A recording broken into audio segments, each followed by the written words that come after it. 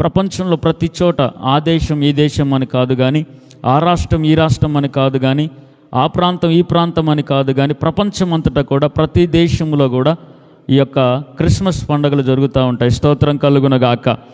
1వ తారీఖు నుంచే ఈ యొక్క సెలబ్రేషన్ అనేది, ఈ పండగ వాతావరణం అనేది 1వ తారీఖు నుంచే ప్రారంభం అవుతూ ఉంటుంది. అటు రీతిగా మనము కూడా యేసుక్రీస్తు ప్రభువారి యొక్క పుట్టుక గురించి కొన్ని మాటలు మనము ధ్యానించుకుందాం. అయితే యేసుక్రీస్తు ప్రభువారు పుట్టక మునిపే అనేకమైన ప్రవచనాలు, అనేకమైన ప్రవక్తలు ప్రవచిస్తూ వచ్చారు. హెబ్రీల్కి రాసిన పత్రిక 1వ అధ్యాయం 1వ వచనం ప్రకారము, పూర్వకాలమందు నానా సమయములో నానా విధములుగా పితరులతో ప్రవక్తల ద్వారా దేవుడు మాట్లాడాడు. హల్లెలూయా. ఆయన ఏది చేయాలన్నా ఆమోసు గ్రంథం 3వ అధ్యాయం 7వ వచనం ప్రకారము ఆయన తన ప్రవక్తలకు, అంటే తన సేవకులకు చెప్పకుండా ఏది చేయడు దేవుడు. అలాగే యేసుక్రీస్తు ప్రభువారు మానవుడిగా రాబోతున్న విషయాన్ని తన ప్రవక్తలకు చెప్పుకుంటూ వచ్చాడు. ఆదికాండం 3వ అధ్యాయం 15వ వచనంలో దేవుడిగా ఒక ప్రవచనాన్ని ఇచ్చాడు. అదేవిధంగా మనం గమనిస్తే యెషయా గ్రంథంలో 9వ అధ్యాయం 6వ వచనంలో కావచ్చు, యెషయా గ్రంథం 7వ అధ్యాయం 14వ వచనంలో కావచ్చు ఆయన మాట్లాడుతూ వచ్చారు. ఈ విధంగా చెప్పుకుంటూ పోతే పెద్ద ప్రవక్తలు కావచ్చు, చిన్న ప్రవక్తలు కావచ్చు, యేసు ప్రభు వారి గురించి అనేకమైన వాగ్దానాలు, అనేకమైన ప్రవచనాలు, అనేకమైన దర్శనాలు చెప్పుకుంటూ వచ్చారు. హల్లెలూయా. వాటిలో ఒక భాగం మనం మాట్లాడుకుందాం. సంఖ్యాకాండము 24వ అధ్యాయము 17వ వచనం. ఇక్కడ బిలాము అనే ఒక ప్రవక్త చెప్తా ఉన్నాడు. బిలాము అనే ప్రవక్త చూస్తూ ఉన్నాడు, ఏంటంటే ఒక దర్శనాన్ని చూస్తూ ఉన్నాడు. ఈ బిలాము అనే వ్యక్తి ఎవరంటే ఒక అన్యుడు. దేవుడు అన్యుల్లో నుంచి ఒక సేవకుని ఎన్నుకున్నాడు. స్తోత్రం కలుగునుగాక. ఇజ్రాయేలీలకు తప్ప తన మహిమను ఎవరికి చూపించలేదు. ఇజ్రాయేలీలను తప్ప తన ప్రజలుగా ఎవరిని కూడా దేవుడు అంగీకరించలేదు. అటువంటి పరిస్థితుల్లో దేవుడు ఒక సేవకుడిని ఏర్పాటు చేసుకున్నాడు. లోన వ్యక్తిని కాదు, బయట వ్యక్తిని. దేవుడు ఈ మాట మాట్లాడుతూ ఉన్నాడు.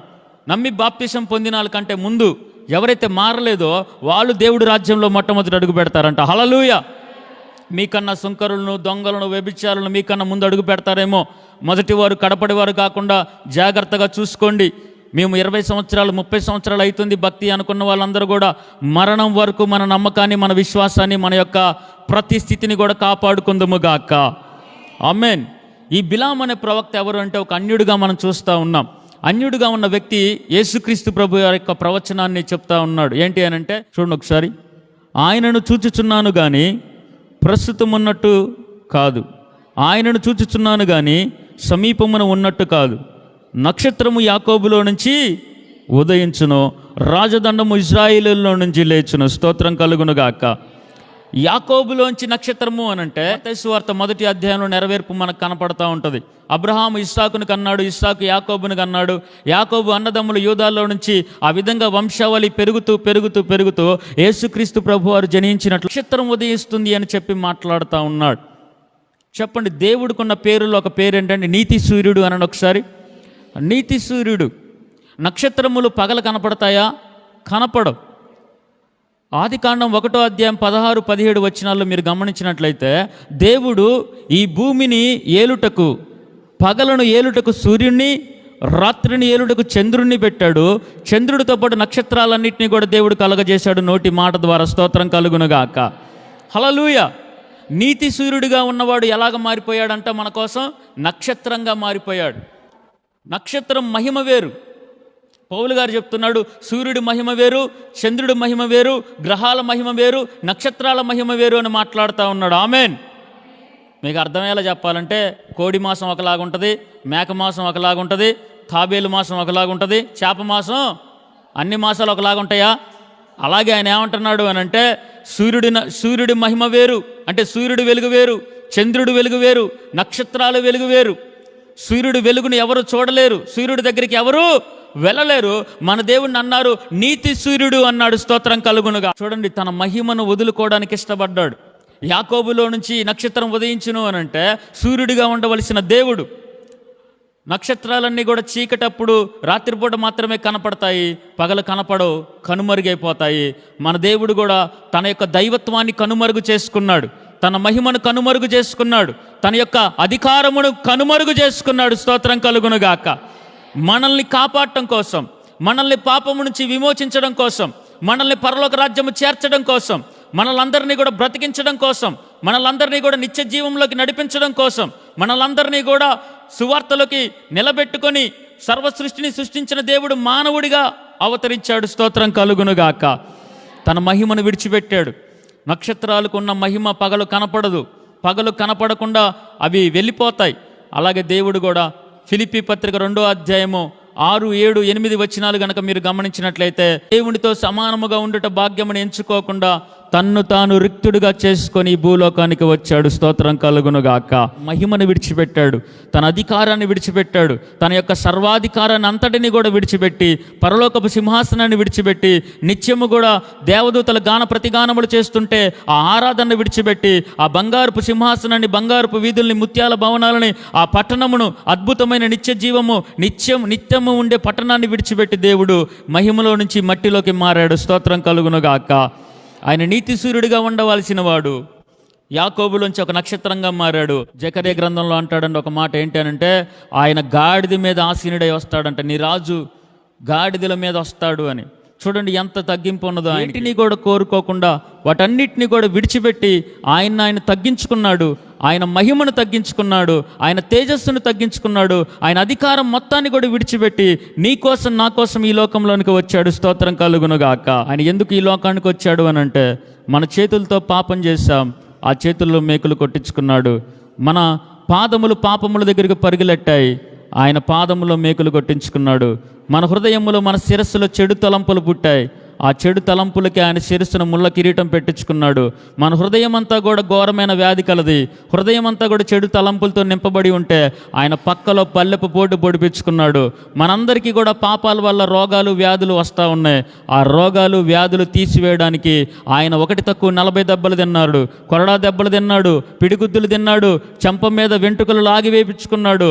ఈ పంతా కూడా ఇగో నాగలతో పొలమును దున్నినట్టు దున్నించుకొని ఆకాశానికి భూమికి మధ్యలో ఉదయం 9 గంటల కానుంచి మధ్యాహ్నం 3 గంటల వరకు వేళ్లాడుతూ ఇదిగో దప్పికొనుచున్నాను అని చెప్పాడు. నా ఆత్మని చేతికి అప్పచెప్తున్నాను అన్నాడు. నా దేవా నన్ను ఎలా చేయి విడుస్తున్నావు అన్నాడు. తండ్రి వీరేమి చేయించున్నారు, వీరేరు క్షమించమని ప్రార్థన చేశాడు. 7 మాటలు పలికి ఆకాశానికి భూమికి మధ్యలో ఆయన ప్రాణాలను విడిచాడు. నీ కోసం నా కోసం. స్తోత్రం కలుగునుగాక. ఆయన పుట్టిందే చనిపోవడానికి, ఆయన పుట్టిందే మన కోసం మరణించడానికి. అతన్ని నలగొట్టుట నాకు ఇష్టమాయను అంటున్నాడు. 2 కొరింథీ పత్రిక 8వ అధ్యాయం 9వ వచనంలో మనల్ని ధనవంతులుగా చేయడానికి ఆయన దరిద్రుడిగా మారాడు. వస్త్రాలు లాగివేయబడ్డాయి, ముఖాను ముమ్మివేత వేశారు, ఆయన వస్త్రాల కోసం చీట్లు వేసి లాగేశారు.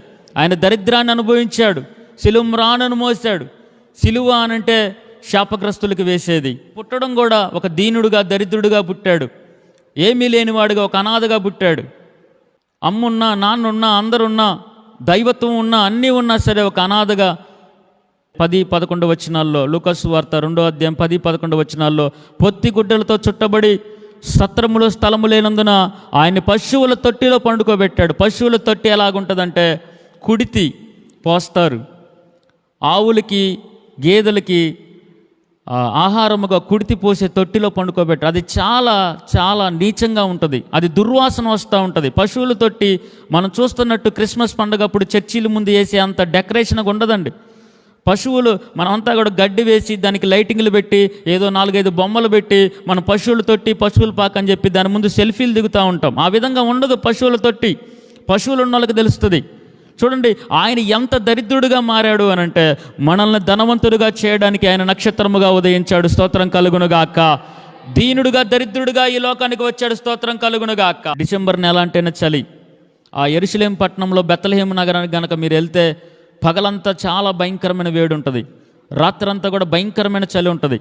మనలాగా ఉండదండి వాతావరణం. ఎండాకాలం, వానాకాలం, చలికాలం అన్నట్టు ఉండదు అక్కడ. అక్కడ పరిస్థితులు ఎలాగుంటాయనంటే, అక్కడ పగలంతా కూడా భయంకరమైన ఎండ ఉంటుంది, రాత్రి భయంకరమైన చలి ఉంటుంది. ఆ భయంకరమైన చలిలో నొప్పులతో మరియ కదులుతూ ఉంది, నొప్పులతో మరియ బాధపడతా ఉంది. పుట్టిన తర్వాత యేసుక్రీస్తు ప్రభువారు కూడా పుట్టడంతోనే బాధను అనుభవిస్తూ పుట్టాడు. మన కోసం తగ్గించుకున్నాడు, మన కోసం తన మహిమను విడిచిపెట్టాడు, మన కోసం రిక్తుడిగా ఈ లోకానికి వచ్చాడు. ఈ గ్రంథం 12వ అధ్యాయం 3వ వచనంలో బుద్ధిమంతులైతే ఆకాశంలో నక్షత్రముల వలె, నక్షత్రమును పోలిన వారే ప్రకాశించెదరు, నీతి మార్గమును అనుసరించి నడుచుకొనున్నట్లు ఎందరు అనేకులను త్రిప్పుదురో వారు నక్షత్రము వలె నిరంతరము ప్రకాశించుదురు. స్తోత్రం కలుగునుగాక. చెప్పండి, యేసుక్రీస్తు ప్రభువారు నక్షత్రం. యేసుక్రీస్తుని పోలి మనందరం కూడా ఏం చేయాలంటే నడుచుకోవాలని ఒకసారి యేసుక్రీస్తుని పోలి మనము నడుచుకోవాలి. ఆయన గొర్రె పిల్ల గనక మనం కూడా గొర్రె పిల్లలాగా సాత్వికముగా ఉండాలి. ఆయన క్షమించాడు గనక మనము కూడా సాత్వికంతో క్షమించాలి. ఆయన ప్రేమించాడు గనక 1 యోహాను పత్రిక 3:16 ప్రకారము ఆయన ప్రాణం పెట్టాడు గనక మనము కూడా అందరి కోసం ప్రార్థన చేస్తూ మనందరము కూడా గడపాలి. స్తోత్రం కలుగునుగాక. ఆయన ప్రేమించాడు, మనం ప్రేమించాలి. ఆయన గొర్రె పిల్లగా ఉన్నాడు, మనం కూడా గొర్రె పిల్లగా ఉండాలి. ఆయన సాత్వికుడుగా ఉన్నాడు, మనం సాత్వికుడుగా ఉండాలి. ఆయన ఎంత పాపము లేనివాడుగా లోకములో ఉన్నాడు అని అంటే పరిశుద్ధుడిగా, మనము కూడా పరిశుద్ధులుగా ఉండాలి. స్తోత్రం కలుగునుగాక. ఇక్కడ వాక్యం సెలవిస్తూ ఉంది, ఆయన నక్షత్రముగా ఉన్నాడు. ఆమెన్. నక్షత్రముగా ఉండి తండ్రి దగ్గరికి రాలేని వారందరినీ కూడా తండ్రి దగ్గరికి చేర్చాడు. చేపలు పట్టుకునే చదువు లేని వారిని సేవకులుగా చేశాడు. మత్తయి సువార్త 4వ అధ్యాయము 18-19 వచనాల్లో అంటాడండి, ఇదిగో నిన్ను మనుషులు బట్టి జాలర్లుగా చేస్తారని చెప్పి పేతురుని, యాకోబుని, యోహానుని, మత్తయిని, ఆంద్రేయుని, అక్కడున్న శిష్యులందరినీ కూడా ఆయన ఏ విధంగా చేశాడంటే నక్షత్రముల్లాగా మార్చాడు. దేవుడు స్తోత్రం కలుగునుగాక. అనేక మందిని తండ్రి వైపుకు ఆకర్షించేలా చేశాడు. ప్రార్థన చేయడం నేర్పించాడు, ఉపవాసం చేయడం నేర్పించాడు, క్షమించడం నేర్పించాడు, ప్రేమించడం నేర్పించాడు, వాక్యం చెప్పడం నేర్పించాడు, దయ్యాలను వెళ్ళగొట్టడం నేర్పించాడు, స్వస్థతలు చేయడం నేర్పించాడు. అందరినీ కూడా ఏ విధంగా పరలోకానికి సిద్ధపరచాలో శిష్యులందరినీ కూడా నక్షత్రాలుగా చేశాడు. స్తోత్రం కలుగునుగాక. ఇక్కడ దానియేలు గ్రంథం 12వ అధ్యాయం 3వ వచనంలో వాక్యం సెలవిస్తూ ఉంది, నువ్వు అనేక మందిని, త్రాగుబోతులుగా ఉన్నవారిని, లోకములో ఉన్నవారిని, ఇగో లోకానుసారంగా జీవిస్తున్న వారిని, అన్యులుగా ఉన్నవారిని, దేవుడికి వ్యతిరేకమైన కార్యములు చేసేవారిని, లోకములో పాపములో జీవిస్తున్న వారిని, వాళ్ళందరినీ కూడా దేవుడి వైపుకు మళ్ళించాలి. స్తోత్రం కలుగునుగాక. ఎందరైతే నీతి మార్గంలోకి మళ్ళిస్తారో వాళ్ళందరూ కూడా నక్షత్రములాగా నిరంతరము కూడా నిలుస్తారు పరలోక రాజ్యములో. స్తోత్రం కలుగునుగాక. నక్షత్రము నేల మీద ఉండదు, ఆకాశములో ఉంటుంది. నక్షత్రం వెలుగుతూ ఉంటుంది, నక్షత్రము ఉన్నతమైన స్థితిలో ఉంటుంది.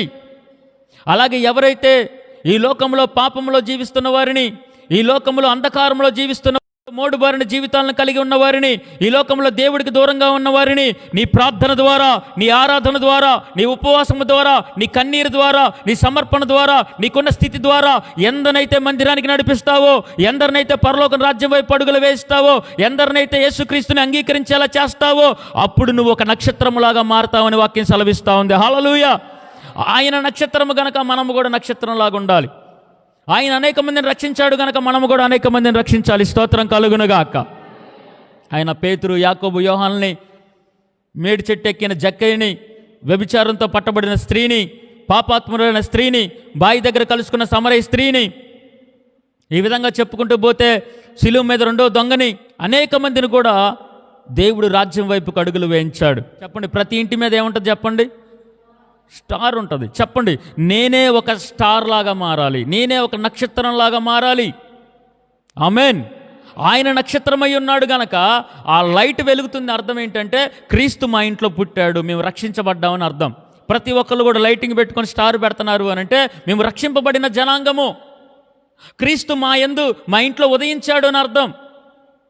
అలాగే మనము కూడా క్రీస్తుని పోలి నడుచుకోవాలి. కాబట్టి రక్షింపబడిన మనందరము కూడా ఒక నక్షత్రంలాగా మారి అనేక మందిని దేవుడి దగ్గరికి నడిపించాలి. స్తోత్రం కలుగునుగాక. బెత్లెహేములో దేవుడు పుడతాడని ప్రవచనం చెప్పబడింది. మీకా గ్రంథము 5వ అధ్యాయం 2వ వచనములో, ఎంత మాత్రము నువ్వు అల్పమైన దానివి కాదు, ఇదిగో యూదులకు రాజుగా పుట్టువాడు నీలోంచి వస్తాడు అని చెప్పి వాగ్దానము పొందుకున్నది బెత్లెహేము అనే చిన్న పట్టణం.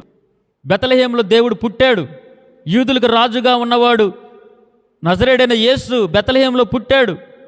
ఆ విషయం అక్కడున్న ప్రధాన యాజకులు, శాస్త్రులు చూశారు, కానీ ఆయన చూడడానికి వెళ్ళలా.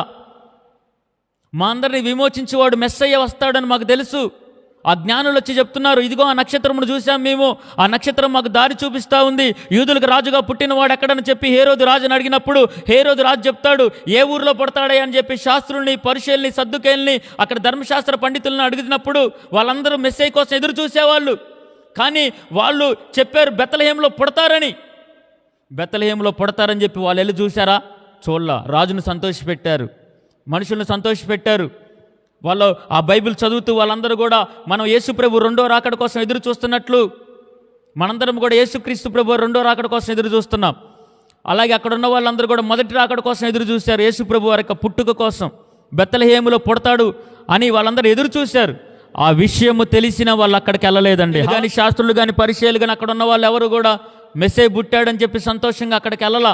వాళ్ళ మనసులన్నీ కూడా కఠినపరచబడ్డాయి. ఈరోజు క్రిస్మస్లు వస్తూనే పోతూనే కానీ మనలో మార్పు రాకుండా కఠినపరచబడతా ఉన్నాం. ధర్మశాస్త్రం చెబుతా ఉంది ఒక నక్షత్రం ఉదయించింది, అప్పుడు యేసుక్రీస్తు ప్రభువారు బెత్లెహేములో పుడతారని వాళ్ళకి తెలిసినా అది చూసినా వాళ్ళలో మార్పు రాలా. ఈరోజు రెండో రాకడ గురించి మనం చూస్తున్నాం, రెండో రాకడ గురించి వింటున్నాం. ఋతువులు పరిస్థితులు మారిపోతూ ఉన్నాయి.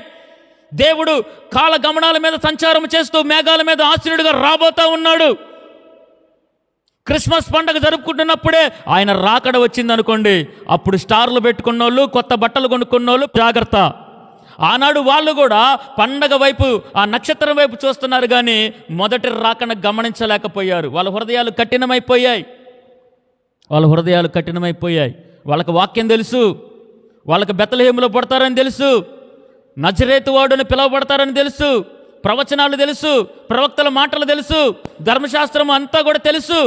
అయినా కానీ యేసు ప్రభుని తెలుసుకోలేకపోయారు. యేసుక్రీస్తు ప్రభు దగ్గరికి రాలేకపోయారు, ఆయన చూడలేకపోయారు. ఈరోజు మనం అట్లా మిగిలిపోకూడదు, మనం కఠినపరచబడకూడదు, మన హృదయాలు రాతిగుండెగా మారిపోకూడదు.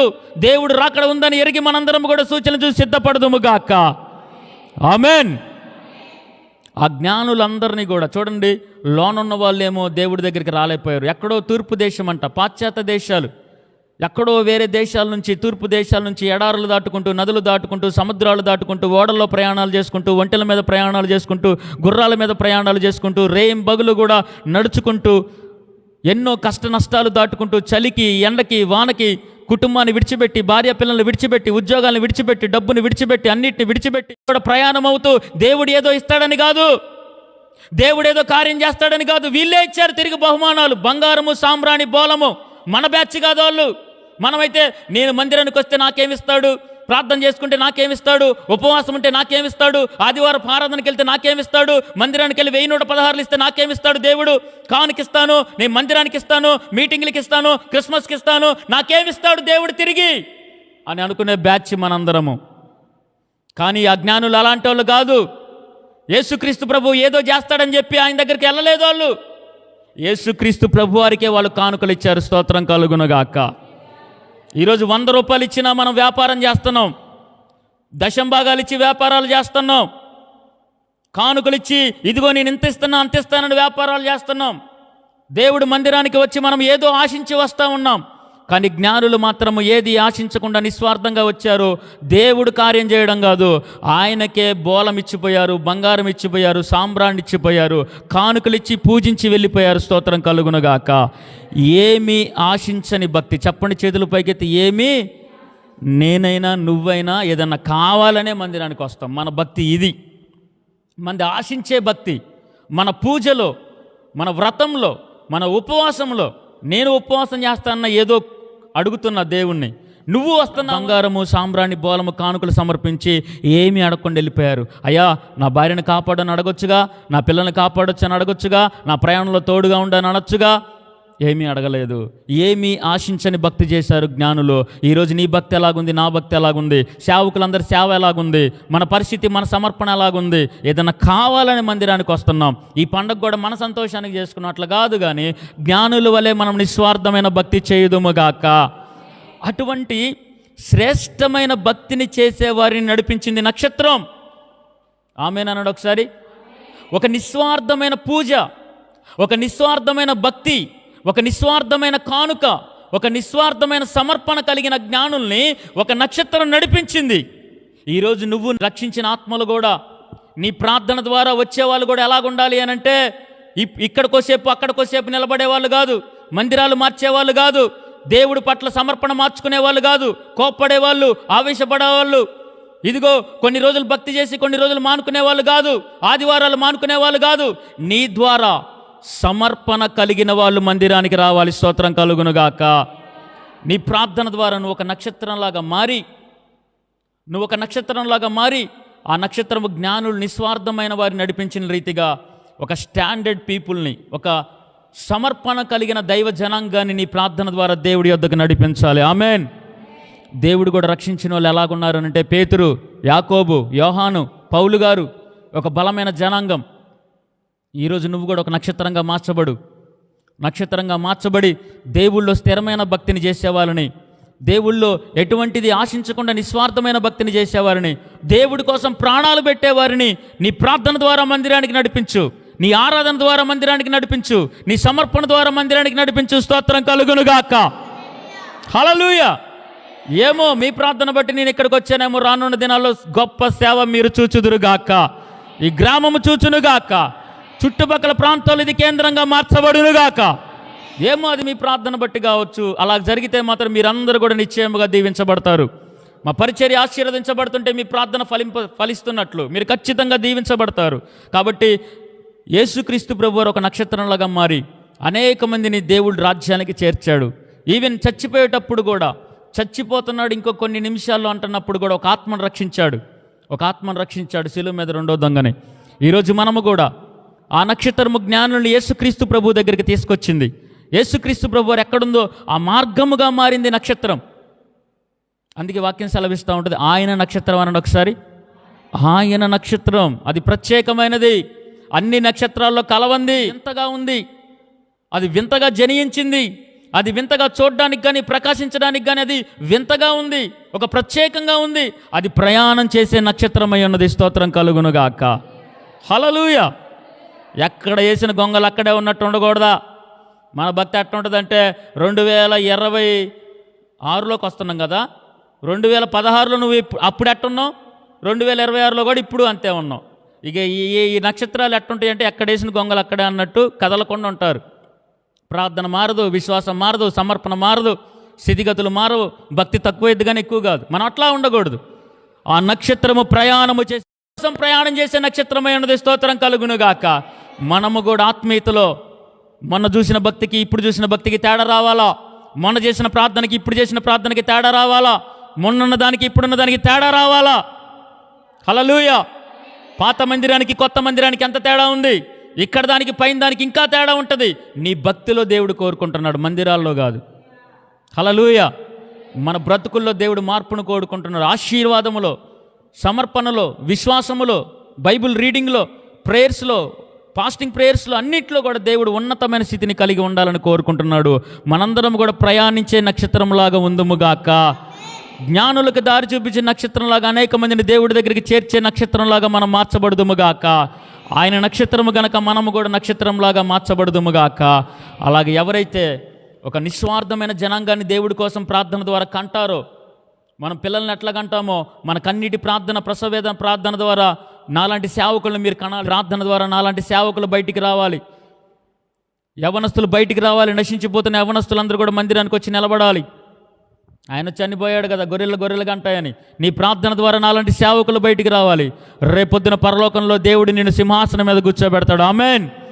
ఒక నక్షత్రంలాగా ఉంచుతాడు. ఆమెన్. చివరిగా నా మాటల ముగింపులో, హదస్త అంటే ముళ్ళపద, యూదుల మరణం మొత్తాన్ని ఆపి ఆ యూదుల్లో ఒక పండగను తీసుకొచ్చింది, ఒక సంతోషాన్ని తీసుకొచ్చింది, తన కిరీటాన్ని పక్కన పెట్టింది. తనకు సంతోషం వచ్చింది, తన జీవితం మారిపోయింది, ఒక మహారాణిగా మారింది. కానీ ఇతరులకు ఆపద వస్తుంది అంటే ఆమె అడ్డంగా నిలబడింది, ప్రాణాలకు తెగించింది, మరణానికి ఎదురుగా వెళ్ళింది, యూదుల మరణాన్ని ఆపింది, శత్రువుని హతమార్చగలిగింది. ఆ యూదుల్లో కన్నీటిని కొట్టివేసి ఒక పండగను తీసుకొని వచ్చింది. స్తోత్రం కలుగునుగాక. నిన్ను బట్టి అనేక మంది పండగ చేసుకుందురుగాక. ఇది కాదండి పండగ, క్రిస్మస్ కేకులు కట్ చేయడం, లైటింగ్లు పెట్టుకోవడం, స్టార్లు పెట్టుకోవడం, ఇట్లా కాదు. నీ ప్రార్థన బట్టి నేను బ్రతకా అని చెప్పగలగాలి ఎవరైనా. మీ ప్రార్థన బట్టి మా కుటుంబాలు కట్టబడ్డాయని ఎవరైనా చెప్పగలగాలి. మీ ప్రార్థనలు బట్టి చచ్చిపోయిన వాళ్ళం మేము బ్రతికేమని చెప్పగలగాలి. మీ ప్రార్థన బట్టి మా కన్నీరు తొడవబడిందని ఎవరైనా చెప్పగలగాలి. మీ ప్రార్థనలు బట్టి మేము నిజరక్షకుడిని తెలుసుకున్నామని ఎవరైనా చెప్పగలగాలి. వాళ్ళ జీవితంలో దుఃఖ దినములన్నీ కూడా కొట్టివేయబడి పండగ రావాలి. స్తోత్రం కలుగునుగాక. హల్లెలూయా. చచ్చిపోతున్న వారు బ్రతికితే పండగే, మూడు బారిపోతున్న జీవితాలు చిగురింపజేస్తే పండగే. అది నీ ప్రార్థన వల్ల జరిగితే గనక, యూదులు మరణము కొట్టివేయబడి యూదుల కన్నీటిలో నుంచి ఒక పండగను తీసుకొని వచ్చింది ఎస్తేరు. అందుకే దేవుడు హదస్థ అనే పేరు తీసేసి ఎస్తేరుగా మార్చాడు దేవుడు. స్తోత్రం కలుగునుగాక. ఎస్తేరు అంటే నక్షత్రం.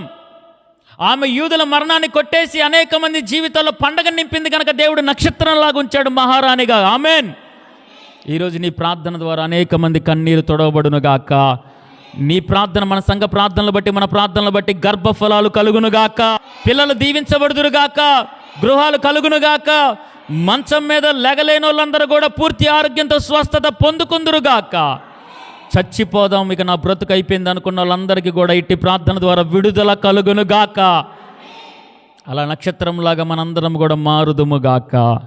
లేచి నిలబడదాం, ప్రార్థన చేసుకుందాం. హల్లెలూయా చెప్దాం ఒకసారి. లేచి నిలబడి, దేవా నన్ను ఒక నక్షత్రములాగా నువ్వు మార్చయ్యా, నన్ను వాడుకో దేవా, నన్ను వాడుకో తండ్రి, నన్ను వాడుకో దేవా. అడగండి ఒకసారి, దేవా జ్ఞానులని ఒక నక్షత్రము నడిపించిన రీతిగా అయ్యా అక్కడున్న ప్రధాన యాజకులు కానీ శాస్త్రులు కానీ ఎవరు రాలేదు, కానీ ఏములో పుడతాడని తెలిసినా, నజరేయుడైన యేసు అని తెలిసినా, మెస్సయ్య వస్తాడని తెలిసినా వాళ్ళ గుండె మొద్దుబారిపోయింది, రాతి గుండెగా మార్చబడింది. ఈరోజు మేము కూడా రాకడ వస్తుందన్న 2026 వస్తున్నా మాలో మార్పు రావట్లేదేమో. మేము ప్రయాణించే నక్షత్రంలాగా ఉండాలయ్యా. చెప్పండి, యేసయ్యా మేము ప్రయాణించే నక్షత్రాల్లాగా ఉండాలి, అనేక మందికి దారి చూపించే నక్షత్రంలాగా ఉండాలి. ఒక ఎస్తేరులాగా అనేక మంది కన్నీరు తొడవాలి. మన ప్రార్థనలు బట్టి అనేక మందికి జీవితాల్లో కార్యాలు జరగాలి. ఎవరైతే అనారోగ్యంతో బాధపడుతున్నారో మన ప్రార్థనలు బట్టి స్వస్థతలు కలుగునుగాక. మంచం మీద పడి ఉన్నవారు లేవనెత్తబడుదురుగాక. ఏ తల్లి అయితే, ఏ తండ్రి అయితే వివాహాలు జరగట్లేదని బాధపడుతున్నారో వివాహ శుభకార్యములు జరుగునుగాక. ఎవరైతే గర్భఫలాలు లేక బాధలు తెరవబడునుగాక. విడిపోయిన కుటుంబాలు అద్భుతాలు జరుగునుగాక. ఎవరైతే స్థలము లేక, పొలము లేక, గృహము లేక ఒంటరిగా అప్పుల బాధల్లో కూరుకొని పోయి ఉన్నారో అప్పుల బాధల నుంచి విడుదల కలుగునుగాక. నిశ్చయముగా విడుదల కలుగునుగాక. ఎవరైతే ప్రభు చచ్చిపోతే బాగుండు, మాకు ఎవరు లేరు, ఏది లేదని అనుకుంటా ఉన్నారో, మూడుబారిన జీవితాలుగా ఉంటా ఉన్నాయో, ఓడిపోతూ ఉంటున్నారు, అయ్యా మాకెందుకు ఈ బ్రతుకు అనుకుంటున్నారో, మన ప్రార్థన ద్వారా నూతనమైన ఆశలు కలుగునుగాక, నూతనమైన జీవితాలు వాళ్ళకి కలుగునుగాక, నూతనమైన మనసులు కలుగునుగాక. తండ్రి మేమందరము కూడా గుండెల మీద చేసుకొని చెప్పండి, దేవా మేమందరూ ఒక నక్షత్రంలాగా ఉండాలి దేవా. మా ఇంటి మీద స్టార్ కాదు, మేమే ఒక నక్షత్రంలాగా ఉండాలయ్యా. నేను అనేక మందిని మందిరానికి నడిపించేదానిలాగన్నా అయ్యా, అనేక మంది నీ దగ్గరికి నడిపించేవారులాగా. ఇవాళ రేపు మందిరానికి వస్తే మాకేం జరుగుతుందనే వాళ్ళు ఉన్నారు దేవా. కేవలము కార్యాల కోసమే మందిరాలకు వచ్చే వాళ్ళు ఉన్నారు దేవా. నాలాంటి సేవకుల కోసం దేనికోసమో ఉపవాసం ఉండేవాళ్ళు ఉన్నారయ్యా. కానీ జ్ఞానులు మాత్రం ఏమీ ఆశించకుండా అయ్యా వారు కానుకలు ఇచ్చిపోయారయ్యా, పూజించిపోయారయ్యా, ఏమీ ఆశించకుండా పోయారయ్యా. అటువంటి నిస్వార్థమైన భక్తి మనలో కలుగునుగాక, అటువంటి నిస్వార్థమైన సమర్పణ కలుగునుగాక, అటువంటి నిస్వార్థమైన ఆరాధన మనం చేయుదుముగాక. బదులు ఆశించకుండా మనము కానుకలు ఇచ్చేవారిలాగుందుముగాక. అలాంటి వారిని నక్షత్రం నడిపించిన రీతిగా మనము కూడా అనేక మందిని ఇదిగో దేవుడి యొద్దకు నడిపించుదుముగాక. నశించిపోయే అనేక మందిని దేవుడి దగ్గరికి నడిపించుదుముగాక. అనేకమైన అన్య జనాంగాన్ని దేవుడి యొద్దకు నడిపించుదుముగాక. మన ప్రార్థన బట్టి సేవకులు లేవనెత్తబడుదురుగాక. గ్రామము సస్యశ్యామలముగా మార్చబడునుగాక, కీడు మేలుగా మార్చబడునుగాక, అనారోగ్యాల బలహీనతలు కొట్టివేయబడునుగాక. చీకటి చేతబడి శక్తుల బంధకాల నుంచి చీకట్లో ఉన్నవారు ప్రతి ఒక్కరు కూడా గొప్ప వెలుగు చూచుదురుగాక. మనము నక్షత్రములాగా వెలుగుగా మార్చబడుదుముగాక. అయ్యా మీరే కృప చూపించండి. ఎందరైతే వివాహ శుభకార్యాల కోసం ఎదురు చూస్తున్నారో ప్రార్థన చేస్తున్నాం. ఎన్నో సంవత్సరాలుగా అయా మంచి వధువు కోసం, మంచి వరుడు కోసం ఎదురు చూస్తున్నారేమో. అయా నూతన కార్యము ఈ సంవత్సరాంతంలో 2026లోకి మంచి సంతోషకరమైన వార్తతో కుటుంబాల్లో వివాహ శుభకార్యం జరుగులాగిన కృప చూపించండి. గర్భఫలము లేని వారికి గర్భఫలాలను గ్రహించండి. ఎన్నో లక్షలు పెట్టి వ్యాపారాలు, పంట పొలాలు, పిల్లల్ని చదివిస్తూ ఉన్నారు. అయా పిల్లలందరికీ మంచి జ్ఞానమును దయచేయండి తండ్రి. ఒక మంచి ఉద్యోగాలు దయచేయండి దేవా. ఎవరైతే ప్రభుత్వ ఉద్యోగాల కోసం ఎదురు చూస్తున్నారో ప్రభుత్వ ఉద్యోగములు కలుగునుగాక. ఎగ్జామ్స్ అంతట్లో కూడా తోడుగా దేవుడు నిలబడునుగాక. అయ్యా మీరే కృప చూపించండి తండ్రి. హాస్టల్లో ఉంటున్న పిల్లలు కానీ, వివాహాలు జరిగిన పిల్లలు కానీ, అయ్యా ఎవరైతే ఉద్యోగం కోసం వేరే ప్రాంతాల్లో ఉంటున్న బిడ్డలు కానీ, వాళ్ళు ఆటోల్లో వెళ్తున్నా, బస్సుల్లో వెళ్తున్నా, అయ్యా బైకుల మీద వెళ్తున్నా, కారుల్లో వెళ్తున్నా, విమానాల్లో వెళ్తున్నా, యేసుక్రీస్తు నామములో ఏ ఆపద అపాయం రాకుండా యాక్సిడెంట్లు ఆగిపోవునుగాక. ఆపదలు ప్రమాదాలు తప్పించబడునుగాక. అగ్ని ప్రాకారములు కంచె వేయబడునుగాక. ఎవరైతే మంచం మీద అనారోగ్యంతో బాధపడుతున్నారో, లేవలేని స్థితిలో ఉంటున్నారో, అయా కిడ్నీ సమస్య కానీ, గుండె సమస్య కానీ, ఊపిరితిత్తుల సమస్య కానీ, రక్తంలో సమస్య కానీ, అయా కడుపులో కానీ, తలలో కానీ, కాళ్ళల్లో కానీ, చేతుల్లో కానీ, నడుములో కానీ, ఎముకల్లో కానీ, నరముల్లో కానీ, వెన్నెముకలో కానీ, అయా మోకాళ్ళల్లో కానీ, మెడలో కానీ, ప్రతి బలహీనతలు, కన్నుల్లో కానీ, శ్వాస తీసుకోవడంలో కానీ, ఏదైనా సరే ఈ పండగ వాతావరణం ముందు ప్రార్థన చేస్తూ ఉంటుండగా ఆయన పొందిన దెబ్బల చేత ఇక్కడున్న గ్రామంలో ఉన్న ప్రతి చీకటి కూడా వెలుగుగా మార్చబడునుగాక, స్వస్థత కలుగునుగాక, ఆయన పొందిన దెబ్బల చేత విడుదల కలుగునుగాక. అన్నిటికి మించి గ్రామాన్ని దీవించండి అయ్యా. ప్రతి ఒక్కరూ రక్షణ పొందుకొని అయా నీలోకి వచ్చే భాగ్యమును, నీలో ఉన్న సంతోషాన్ని పొందుకునే భాగ్యమును దయచేయమని మేమందరము కూడా ఒక వెలిగే తారల్లాగా, వెలిగే నక్షత్రాల్లాగా, వెలిగే వేకు చుక్కల్లాగా మమ్మల్ని మార్చి అయా నీకోసం నిలబడే వారిగా మమ్మల్ని ఉంచమని ఏకీభించిన ప్రతి కుటుంబము అయా లైవ్లో కానీ, మైక్లో కానీ, ఎవరైతే ఈ మాటలు వింటున్నారో ఇక్కడ ఉన్నవారు కానీ, మీ పిల్లలు దీవించబడుదురుగాక, మీ కుటుంబం దీవించబడునుగాక, సమస్యలు సాక్ష్యాలుగా మార్చబడునుగాక, నీ కన్నీరు నాట్యముగా మార్చబడునుగాక. ఈ క్రిస్మస్ పండగ ఆనందము మీ కుటుంబాల్లో నిలుచునుగాక, మీకున్న బాధలన్నీ కూడా కొట్టివేయబడునుగాక, మీ దుఃఖ దినములు సమాప్తమవునుగాక. తండ్రి, ఎవరైతే బలహీనులుగా ఉన్నారో బలపరచండి, మోడుబారిన జీవితాలను చిగురింపచేయండి, ఓడిపోతున్న వారిని గెలిపించండి, చచ్చిపోదాం అనుకుంటున్న వారిని బ్రతికించండి, ఆదరణ లేని వారికి నాయన ఆశ్రయముగా మారండి, అప్పుల్లో ఉన్న వారికి విడుదల దయచేయండి, అనారోగ్యంతో ఉన్న వారికి ఆయుష్ని దయచేయండి, నెమ్మది లేని వారికి నెమ్మదిని దయచేయండి.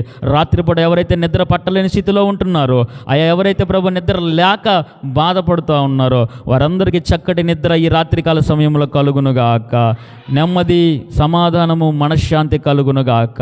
వారి జీవితంలో దేవుడిచ్చి కృప తోడుగా ఉండి వారికి రక్షణానందము కలుగునుగాక. అయా ఏకీభించిన ప్రతి ఒక్కరిని, చెప్పబడిన వాక్యాన్ని, మా గ్రామాన్ని, సకల పరిశుద్ధుల్ని, కడుతున్న మందిరాన్ని నీ చేతికి సమర్పించుకుంటూ ఈ ప్రార్థన మనవులన్నీ కూడా యేసుక్రీస్తు నామములో అడిగి వేడుకుంటూ పొంది ఉన్నాము తండ్రి.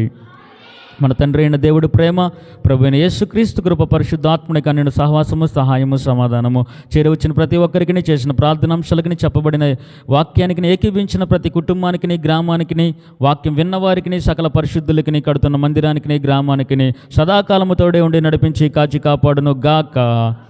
ఆమేన్.